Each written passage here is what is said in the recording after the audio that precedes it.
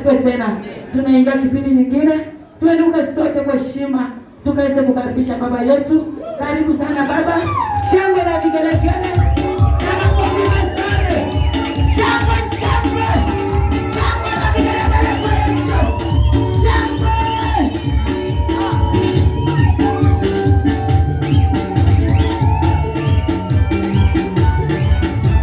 Amen, amen, amen, amen. Wacha niwasalimie kwanza. Sasa unajua nimetoka kwa pasta, sasa nimekuja kwingine. So lazima niwasalimie kwanza.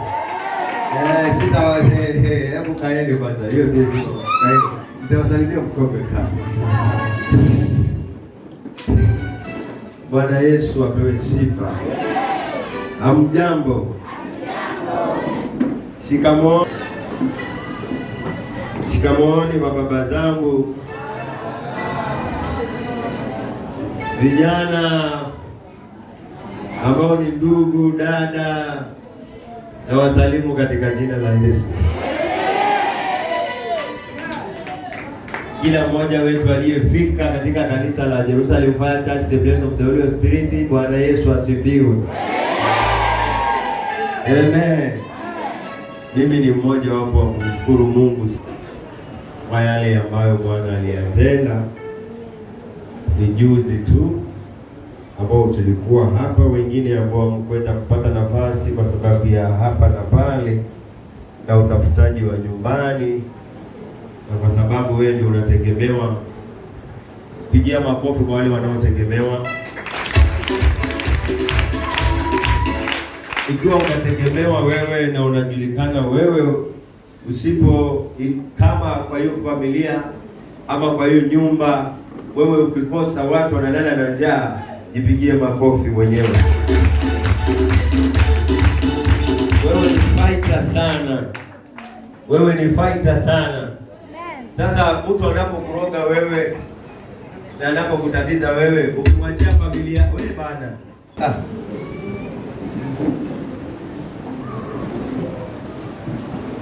Endelea sasa, mimi nimenyamaza. Sasa tuendelee.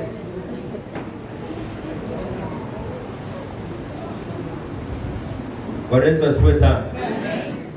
Mtu anapokuroga wewe, anapokutatiza wewe, ukimwachia familia yake, atawezana nayo kweli? Atawezana nayo kweli? Atalisha watoto wako? Atalisha bibi yako? Bwana Yesu asifiwe sana. Wewe ni fighter na Mungu atawapigania wale mafighter.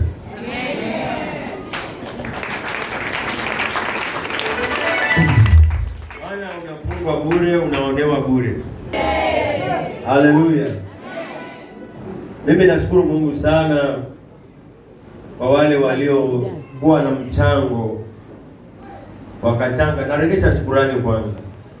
Kwa hivyo niruhusu naregesha shukrani kwa waliofika. Naregesha shukrani kwa ambao hawakuweza kufika lakini walichanga michango yao. Mungu akubariki, usiwahi kukosa maisha yako.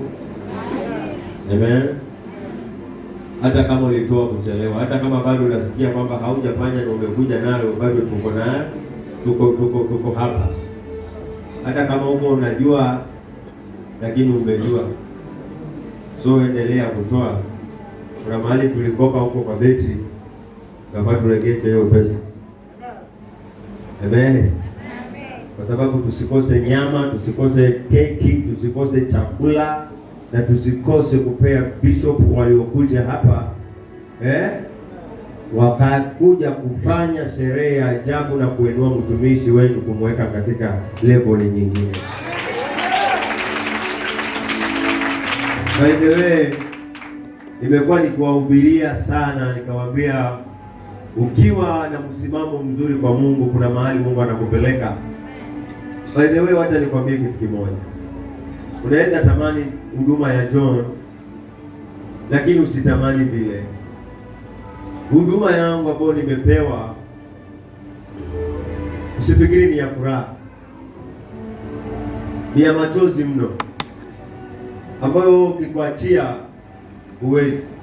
Mungu haja kuwekea kile kilicho ambacho amekupangia yeye mwenyewe, bali unaomba kwa mtu, hutakiweza mwanangu. Na hata Mungu akubariki huduma nyingine ambayo yani unaweza kufungua watu na njia nyingine, lakini si ya kuumizwa. Bwana Yesu asifiwe sana. Hii huduma si rahisi. Kuna mtu anaweza tamani kile kitu changu, lakini nasema wewe haujui. Ili unaona hata Elia alifanya huduma, akafika wakati akamwambia Mungu, mahali imefika niue. So unapotamani kitu cha mtu, so unakuja kusema niue. Haleluya. Hizi ukizitamani kiroho kimwili, lakini ikiwa Mungu mwenyewe bali na kutamani aliona unafaa, hata ukikataa utaifanya.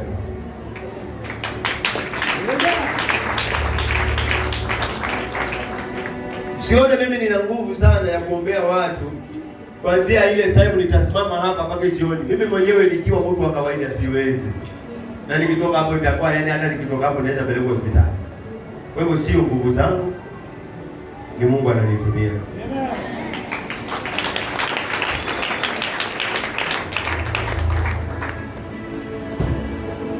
So kila mmoja anaweza pewa kile Mungu ameonelea kwake. Amen.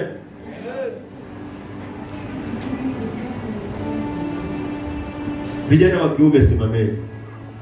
Simama mahali ulipo. Yaani kijana inamaanisha mtu ambaye hajaoa. Ama hata pengine umechumbia lakini yaani umeingia tu kwa hiyo. Vijana wa kiume. Amen. Unaona vijana, unaona umri mlio na fanyeni kazi ya Mungu. Tafuteni Mungu. Kesho kutakuwa na familia yako. Kuna mtu Mungu amempanga kuja katika maisha yako. Ule mtu kwa sasa usipomwomba Mungu vizuri utapata wrong person. Lakini ukisimama na Mungu utapata right person. Na hivyo wewe utakuja kutegemewa. Na kuna mahali utakuwa kichwa. Na huyu aliye ambaye ni shingo atakuwa ameweka malengo yake yote kwako. Na kuna mahali Biblia inasema vijana ni nini? Ni nguvu. Unaona mahali ulipo, usicheze na hiyo rika. Usicheze na hizo nguvu. Situmikie katika nyumba ya Mungu. Utakuja kuona mahali ambapo ulizaliwa, mahali ambapo utatafuta, utapata kibali ambacho wenzako walikitafuta wakakikosa, lakini kwa njia ya siri ya kumtafuta Mungu utafunguliwa njia na utafungua mpaka kwa maana kweli.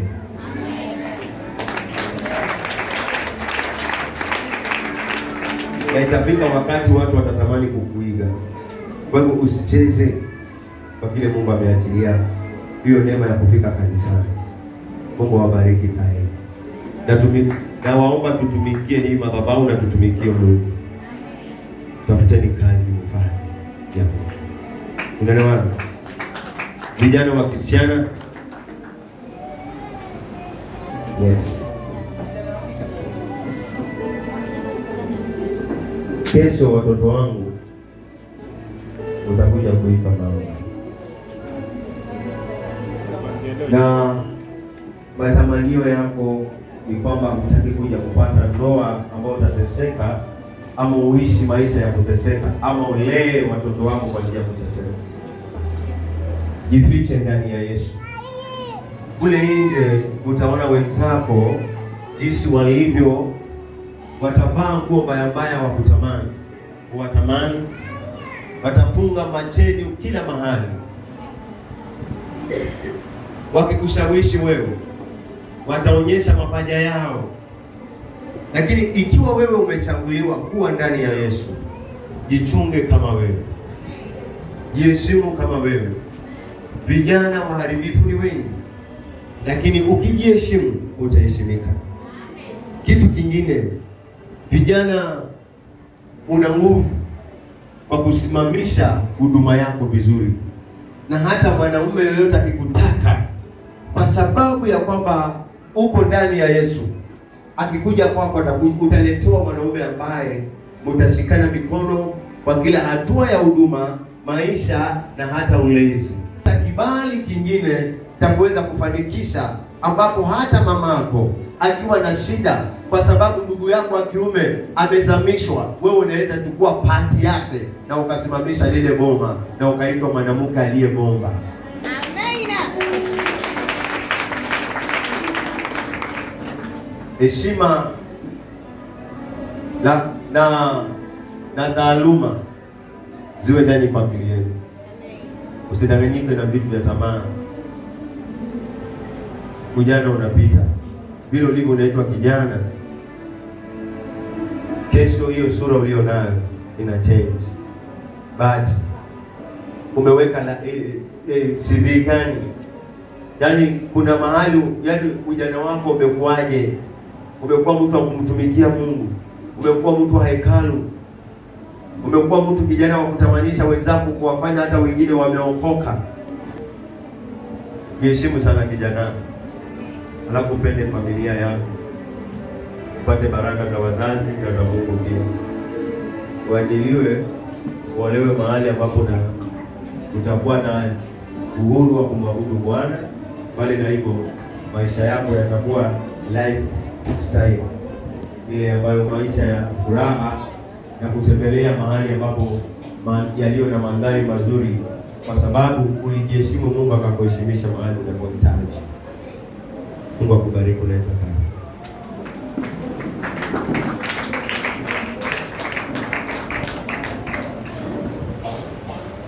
Wazee nyinyi hata sina haja niwainue, na wamama sina haja niwainue. Nyinyi ni mafaita, na hawa vijana wetu walioinuka, wewe ulipambana wakafika mahali walipo. Lakini uzidi kuombea hiyo familia, uzidi kujiombea na wewe.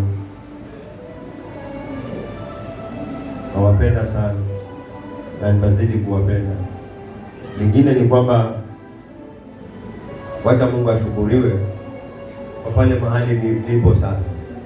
Ulikuwa unaongozwa na pastor, sasa unaongozwa na Reverend.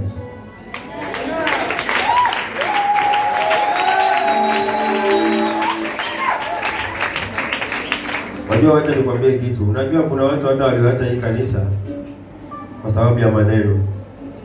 Ndio maana nilikuwa nakwambia kuna kitabu nilikuja nikawahubiria, lakini hamkuwa mnakielewa.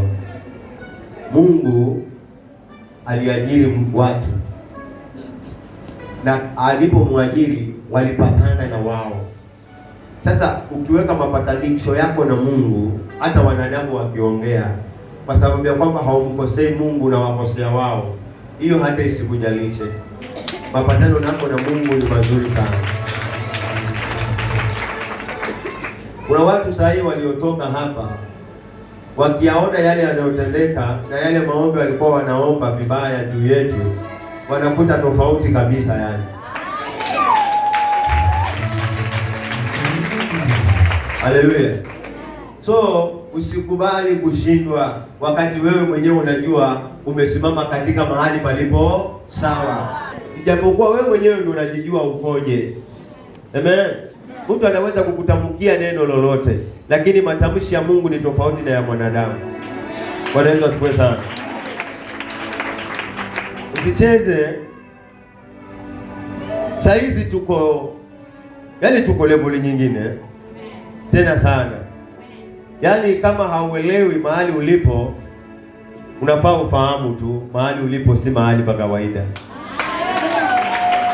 Na si kwa leo, tangu kitambo, tangu huduma hii ionekane kwa Pastor John. Huduma hii imepata kibali kwingi. Juzi nilikuwa naongea na KK na bibi yangu, nikamwambia kuna watu katika ile fellowship nilio nayo, mahali wao waliingia kwa fellowship kitambo, lakini mahali nimekinyanga mimi, wao wengine hawaja kinyanga.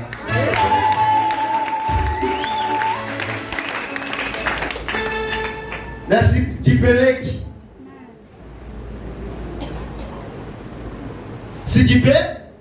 na sijipendekezi kwa watu. Ni bali kilicho ndani yangu ndio kinaonekana.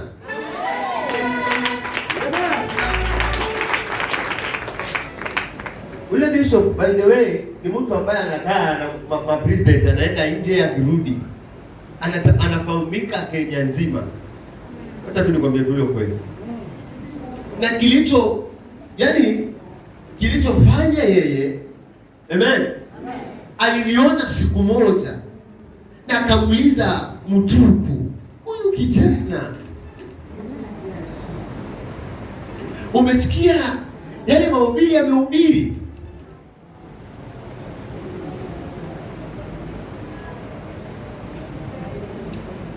Kama kuna watu wanatumika na Mungu,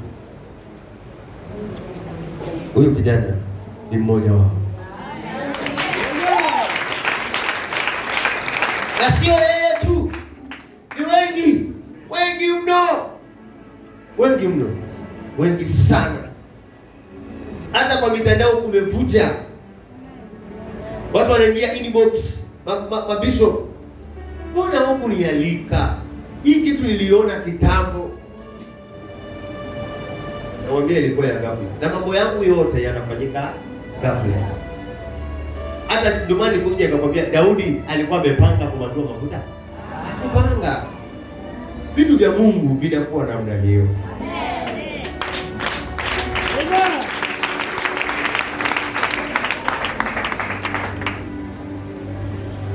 Baadaye tuko level nyingine. Hata na wanadamu, mimi naona mbele. Niliwaambia mimi naona mbele. Wewe kama unaona nyuma, mimi naona mbele. Kuna kijana wangu mmoja aliambiwa, ukisikiza huyu unaenda mbali sana. Sasa hizi kuna mahali wewe utakwama, wala kanisa la Jerusalem kukwama.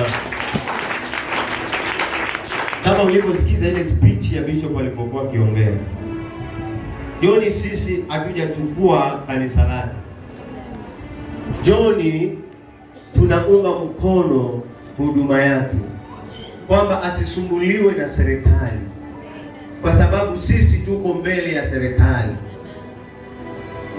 Joni na kanisa lake na logo yake na roho yake ataendelea vivyo hivyo. Lakini never give up, ipo nyuma yake. Lolote likitokea, huyu ni wetu, kwa sababu tumetambua kilichoko ndani yake, na tunataka hii huduma iendelee mno.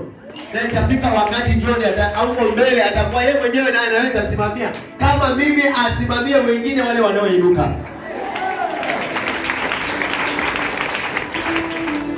Kwa hivyo Yerusalemu itabaki kuwa Yerusalemu, lakini pale kwa serikali tuko sote napata wewe.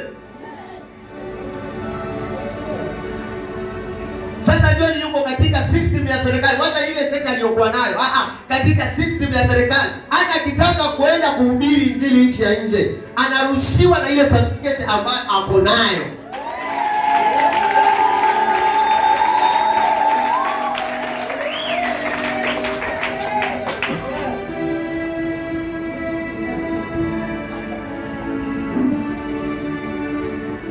Amen. Tuko mbali. Mbona ugopa wachawi? Atuogopa maadui. Mwambie waje. Na waita. Nikusaidie. Na sio hiyo tu, bado zinakuja. Bishop aliniambia hii kanisa John, na yale maono unaona, wewe si kwamba ni mtu wa Likoni, wewe ni mtu wa mataifa.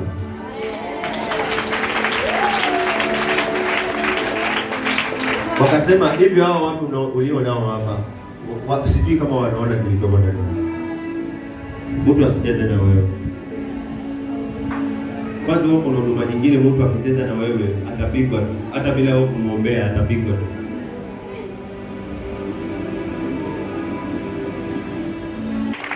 Ile Yesu kwa Bwana Yohana nibatize.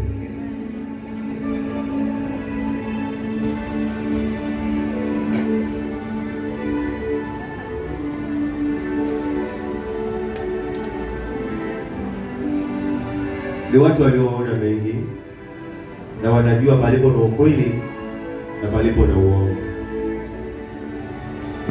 Amen. Ndio maana nawaambia ilikuwa ni ghafla mimi kadani yale mafuta yaliyoko yanaweza tosha. Kumbe ile mafuta kama hayajai pembe. Na wao wakasema kulingana na huduma ulio nayo, hiyo si ya chupa. Kwa sababu Sauli alimwagiwa na nini? Na Daudi akamwagiwa na nini? Na Daudi Yesu alikuja kumtambua sana kuliko nani?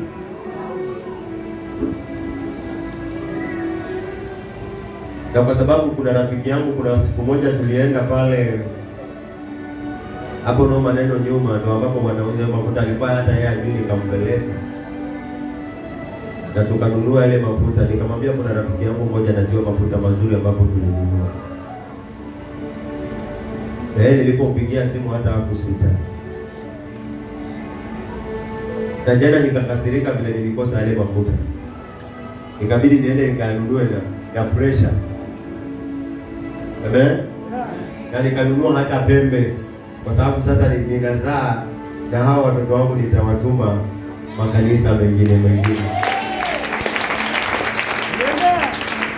Amen. Hebu nataka niwaonyeshe kile kitu nilinunua, kwa sababu hizi ni vitu ni lazima tuwe navyo kama Deliverance sasa. Na ninashukuru mtoto wangu na hata aliniambia ya kwamba fare ilikuwa inanitatiza, lakini neema ya Bwana ikatosha. Kwanza wacha nianze na hii. Hii ni anointing.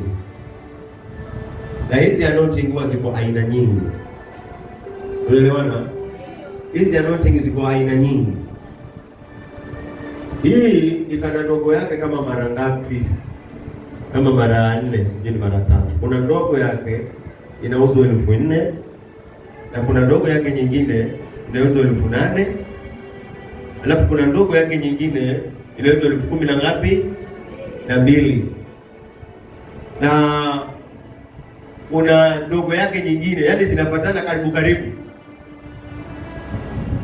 Inauzwa pesa ngapi? Ongeza 4 kwa ile 12 inakuja ngapi? Alafu kuna hii kubwa yake inakuwa pesa ngapi? 20 ngapi? 20 kamili. Haleluya. Amen. Amen. So hii ni pesa nyingi sana. Alafu kuna zingine zinakaa kama hivi lakini ni fake. Unaweza uziwa hata 4,000 ama 8,000.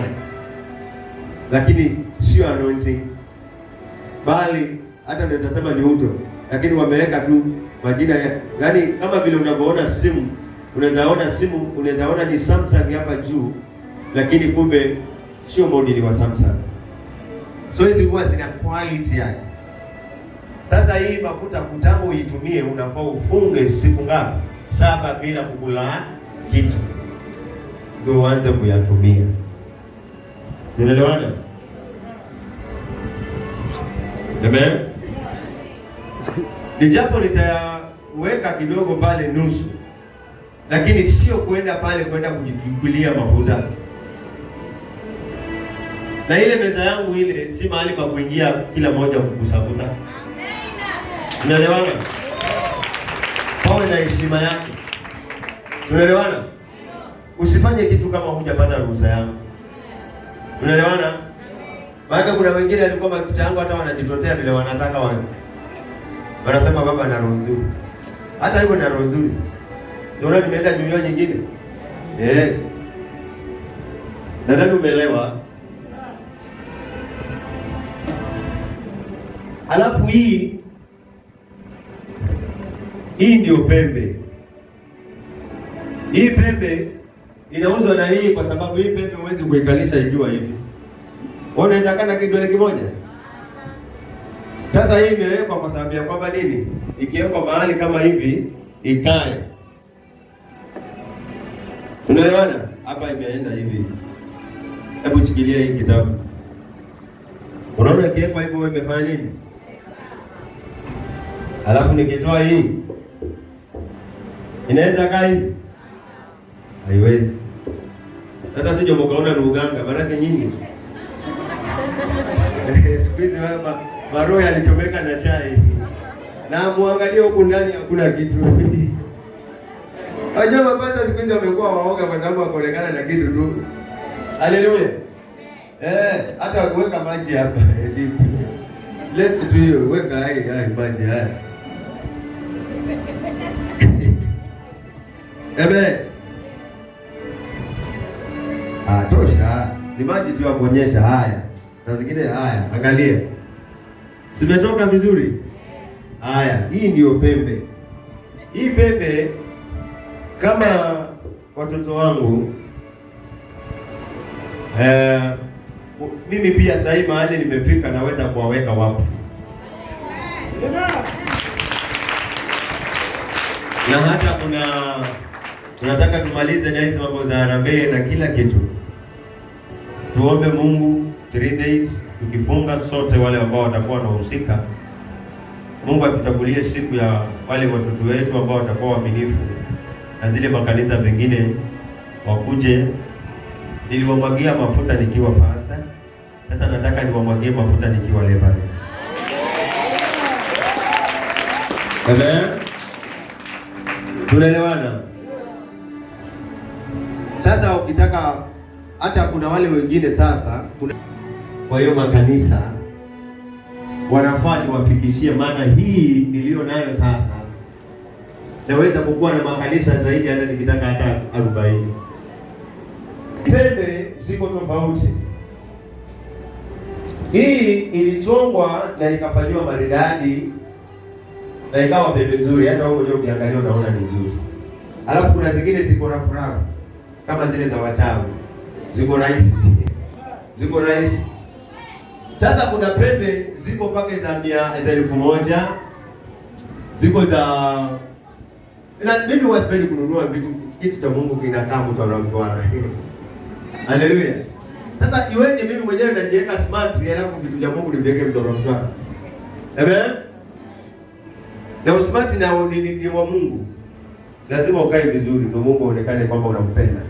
Ndio maana akaja akasema hivi ni yake kwenu nyumbani kwenu kwa na mapambo, lakini nyumba yangu inakaa hali ya kushangaza. Sasa hatutaki kuweka nyumba ya Mungu hali ya kushangaza. Sasa kuna pembe zinauzwa hata 700, 1,000, 2,000, 3,000.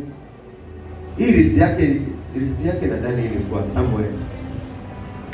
Amen. Hii tulichukua andini 3,500 ama 4,000.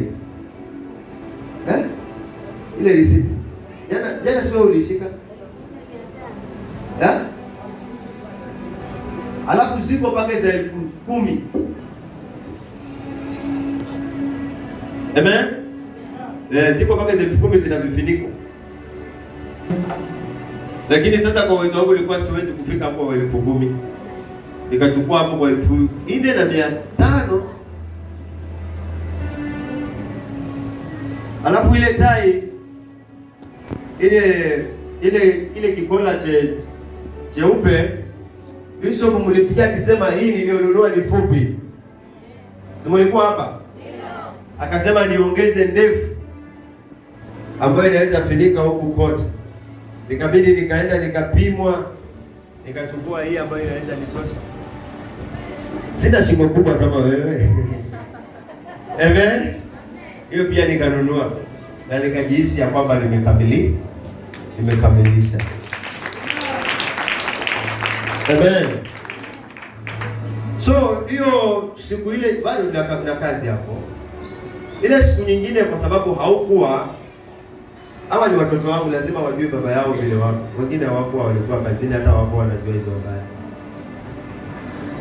Amen.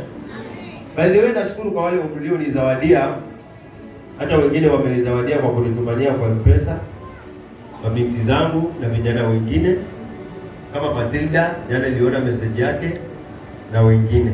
Amen. Baba yenu wa kiroho alikuwa amevaa hivi. Hebu kuna mavazi hapo. lakini sitakaa nawe kuna joto, nakuonyesha tu. Ni kubaya kuna joto. Na si hapa tu, hata kwa njia ukiwa unatembea. Jana nilikuwa nimefika feri. Yaani natamani hiyo feri nafika saa ngapi? Na niko ndani ya bahari. Baki naona hili jua ni kama mbele imesongezwa. Sasa hii ni magwanda ya kufanya kazi ya Mungu. Ikiwa naombea watu kama kuwaweka wakfu. Yaani mahala ambapo pana hafla za kuombea watu. Sijaifua bado.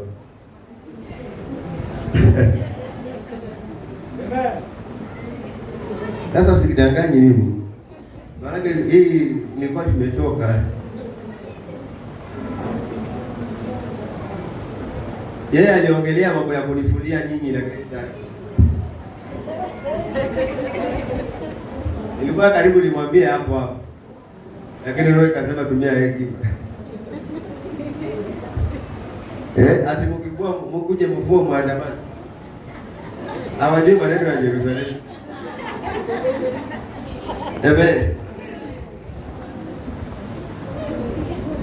Nasikia moto wenyewe sasa.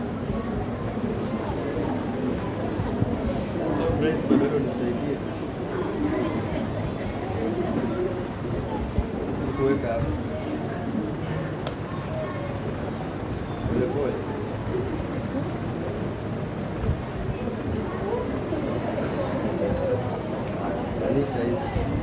Amen. Sasa hivi ndivyo ilikuwa wewe ambao haukuwa.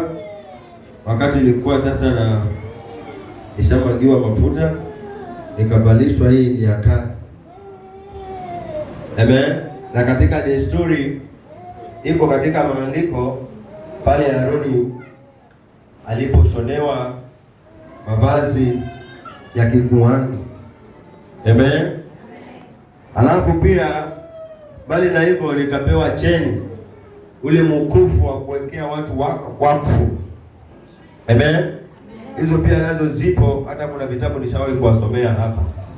Amen. Lakini mimi sitakuwa navaa sana. Maana hii haiombi. Mimi si kwamba napijali sana vile, lakini sasa kwa sababu ya heshima. Sasa hivyo ndivyo nilikuwa. Alafu baada ya kuwa watoto wangu walipoona baba amevalishwa, before nikaribie keki, wakaniletea marembo. Na nikaimba tumpambe Yesu. Tumpambe Yesu. Atumpambe Yesu. Atumpambe Yesu. So, by the way nilikuwa hivyo. Tunaona vile mimi sibagui. Sio ubaguzi, mimi napenda hata watoto wangu ambao hawakuwa. Kitu ambacho siwezi kukuonyesha ni pilau iko kwa tumbo.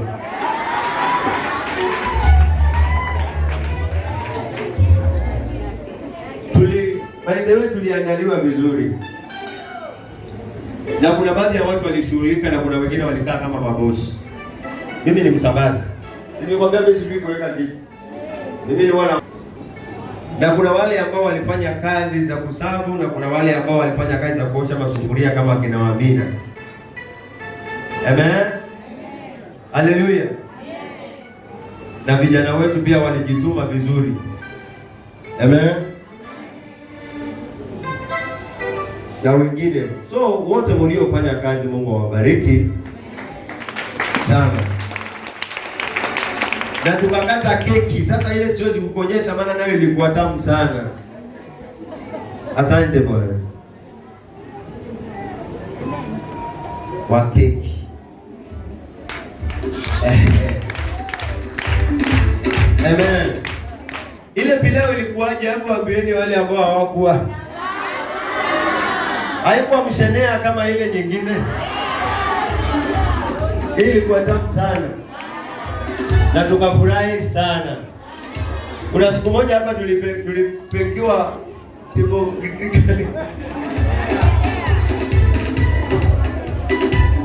Yaani pilau haijulikani kama ni mshombo ama ni mdhokoi ama ni ile ketwaje kile cha kubunda bunda kimanga ya hiyo mpaka yeye mwenyewe sasa simuone kanisani tena, na alikuwa ni mshirika.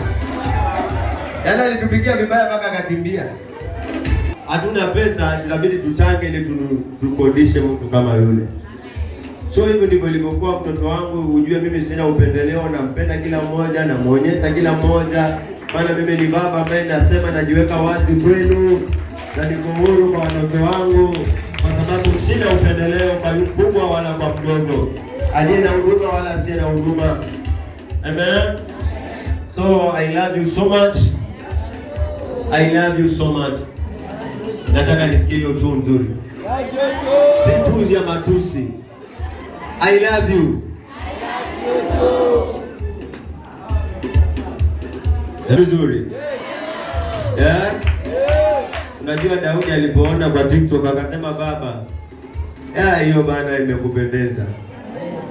Anasema hata kwa nini hiyo siku sikupata nafasi? Nilikuwa nataka tu picha moja nipigwe na wewe Hanjo.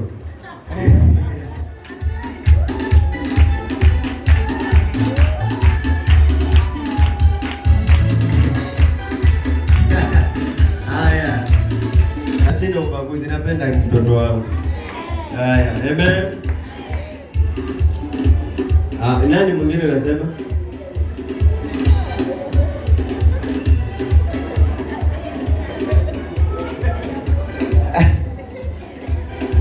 Angalia president anasema umesema una ubaguzi.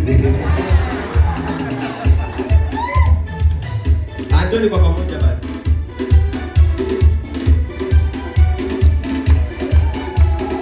Unapanga line hapa ndo unataka nibaki nayo. Haya, kile unaongelea Mungu amekuongoza uende hadi wewe wakabarikiwa. Haya. Bwana Yesu asifiwe sana. So hivyo ndivyo ilivyokuwa, na ndio maana nasema napenda watoto wangu ambao Mungu ameniunganisha na wao, na nitazidi kuwaombea, maana ni huduma Mungu alinipatia kukuombea, na nitasimama na nyinyi. Amen. Na kila mmoja, na kila mhuduma wangu hapa, kuanzia Monica na wale ambao wako chini yako, Mungu awabariki na waendelee kushikana hivi.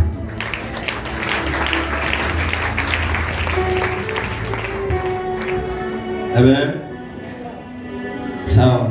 So